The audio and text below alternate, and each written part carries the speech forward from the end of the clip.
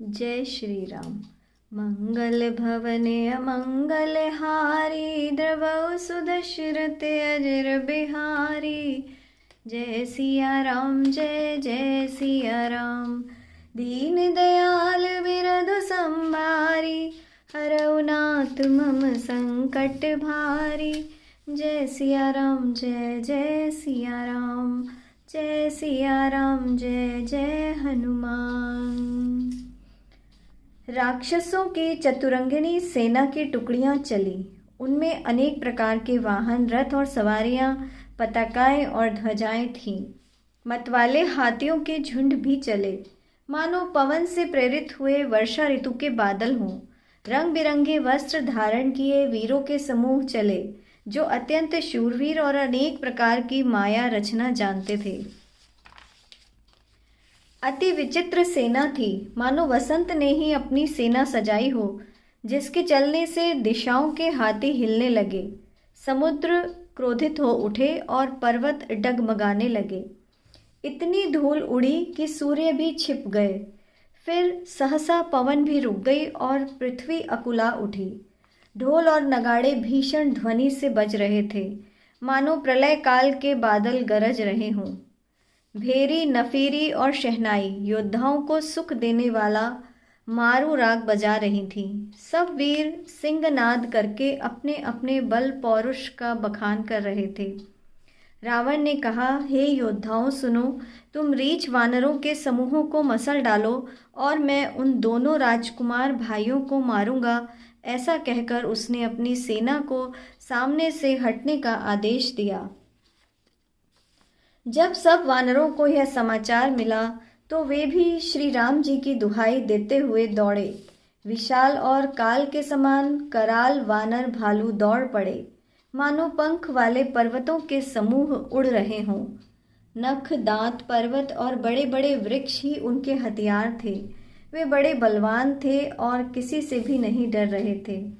रावण रूपी मतवाले हाथी के लिए सिंह रूप श्री राम जी का जय जयकार करके वे उनके यश का बखान कर रहे थे। दोनों ओर के योद्धा जय जयकार करके अपने समान योद्धा के साथ श्री रघुनाथ जी और रावण का बखान करके परस्पर भिड़ पड़े। रावण को रथ पर और श्री राम को बिना रथ के देखकर विभीषण अधीर हो उठे। प्रेम अधिक होने से उनके मन में संदेह हो गया कि वे बिना रथ के रावण को कैसे जीत सकेंगे। तब श्री राम जी के चरणों की वंदना करके वे स्नेहपूर्वक कहने लगे, हे नाथ, आपके पास न रथ है, न तन की रक्षा करने वाला कवच है और न ही जूते हैं। इस बलवान रावण को आप किस प्रकार जीत सकेंगे? इस पर श्री राम जी ने कहा, हे मित्र सुनो, विजय प्राप्त करने वाला रथ दूसरा ही होता है। शौर्य और धैर्य उस रथ के पहिए हैं। सत्य और शील उसकी ध्वजा पताका है। बल, विवेक, दम और परोपकार ये चार उसके घोड़े हैं, जो क्षमा, दया और समता रूपी डोरी से रथ से जुड़े हुए हैं। ईश्वर का भजन ही उस रथ को चलाने वाला चतुर सारथी है। वैराग्य ढाल है, संतोष तलवार है, दान फरसा है, बुद्धि शक्ति है और श्रेष्ठ विज्ञान कठिन धनुष है।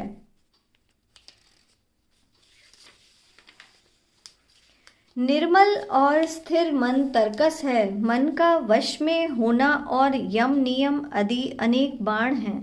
ब्राह्मणों और गुरु का पूजन अभेद्य कवच है। इसके समान विजय का दूसरा उपाय नहीं है। हे सखे, ऐसा धर्ममय रथ जिसके पास हो, उसके लिए जीतने को कहीं कोई शत्रु ही नहीं है। हे धीर बुद्धि मित्र सुनो, जिसके पास ऐसा दृढ़ रथ हो, वह वीर जन्म मृत्यु रूपी महान शत्रु को भी जीत सकता है। प्रभु के ऐसे वचन सुनकर विभीषण जी ने हर्षित होकर उनके चरण पकड़ लिए और बोले, हे कृपा और सुख के समूह श्री राम जी, आपने इसी बहाने मुझे यह महान उपदेश दिया।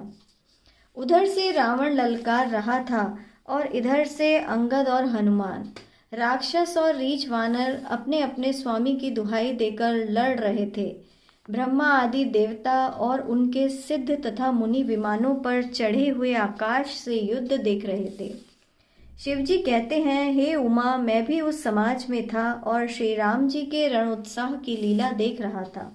दोनों ओर से योद्धा मतवाले हो रहे थे। वानरों को श्री राम जी का बल था। वे एक दूसरे से भिड़ते और ललकारते थे और एक दूसरे को मसल मसल कर पृथ्वी पर डाल देते थे।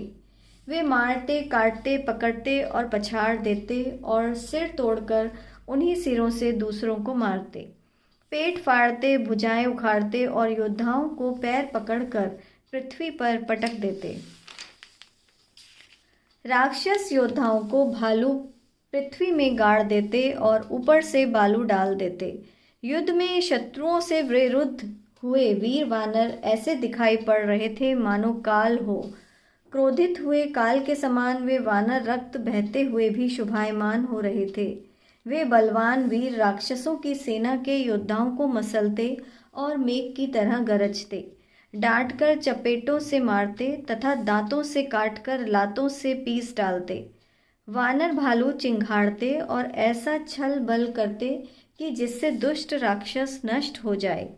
वे राक्षसों के गाल पकड़कर फाड़ डालते, छाती चीर डालते और उनकी अंतड़ियां निकालकर गले में डाल देते। वे वानर ऐसे दिख पड़ते मानो श्री नरसिंह भगवान अनेक शरीर धारण कर युद्ध के मैदान में क्रीड़ा कर रहे हों। पकड़ो, मारो, काटो, पछाड़ो आदि शब्द आकाश और पृथ्वी में छा गए। उन श्री रामचंद्र जी की जय हो जो निर्बल को सबल और सबल को निर्बल कर देते हैं।